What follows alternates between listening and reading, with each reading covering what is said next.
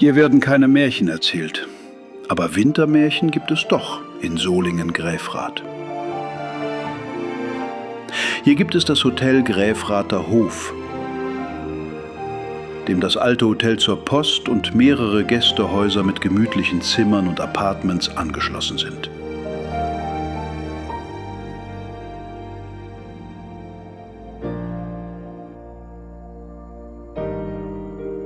Neben dem Hotelrestaurant gehört ganz in der Nähe der Klosterbräu mit einem großen Saal zu den Attraktionen. Lassen wir uns durch das Gräfrather Winterwunderland spazieren.